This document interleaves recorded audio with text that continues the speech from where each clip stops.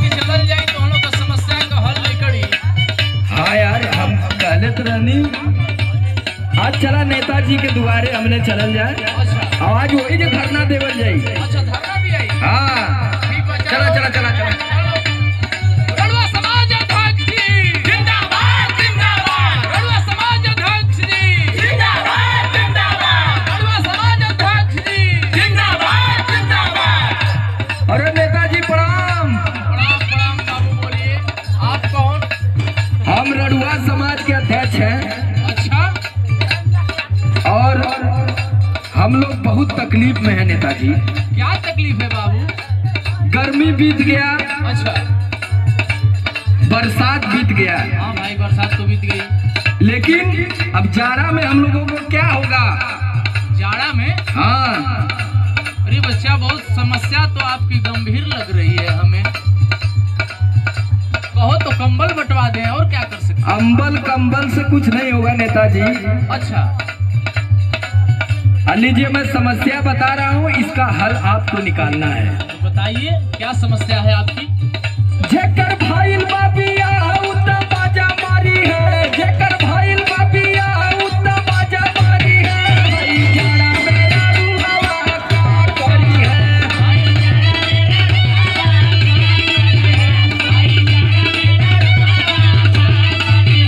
अरे क्या करी है भैया, क्या करी है भैया, क्या करी है, भाई जाड़ा मेरा रूहवा क्या करी है।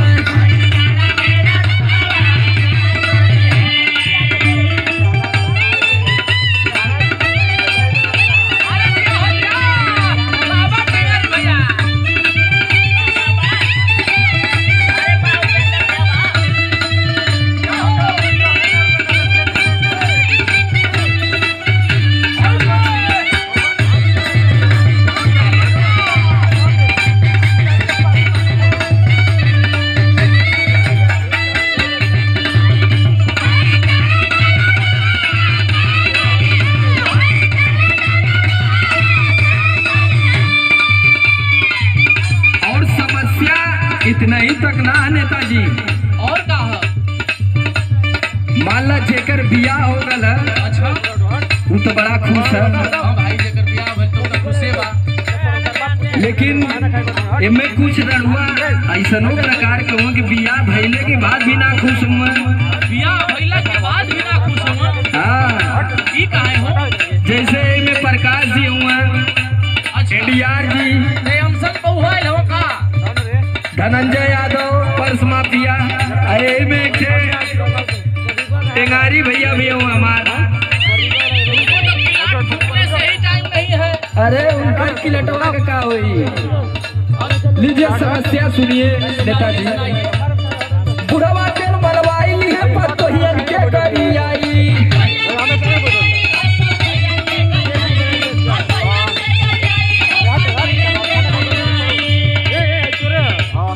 भैया फौजी सूझ गई है संग में हो ना जाई।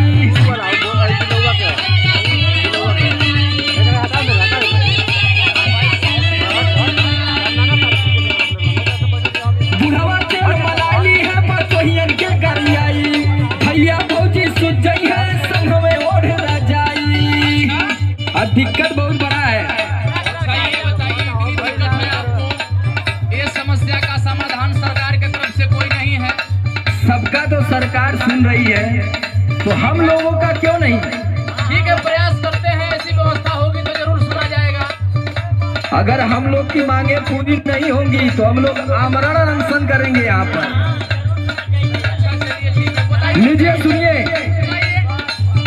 जेकर नैहर में मैं हरिया जाके माला फेरी है, जेकर नैहर में मैं हरिया जाके माला फेरी है, भाई जाड़ा मेरा रुआवा क्या करी है।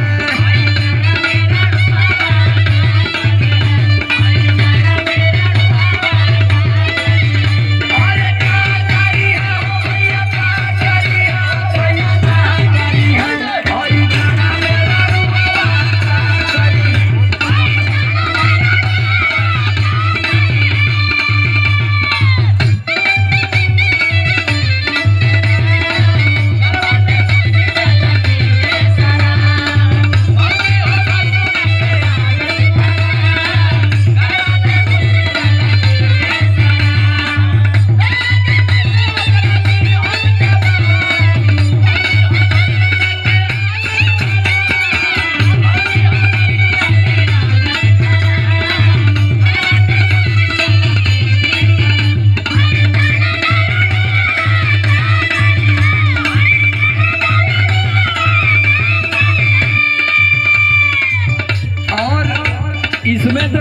ऐसे रड़ुआ हैं अच्छा, जो अपराधिक टाइप के भी हैं। अपराधी टाइप के। हैं?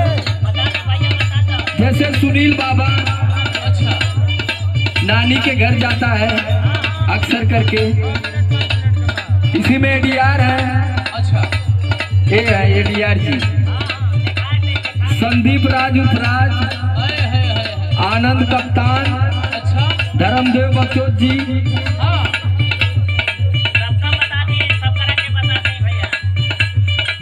और के बा उपिंदरो भाई सुनो तनी रड़ुए बाड़े।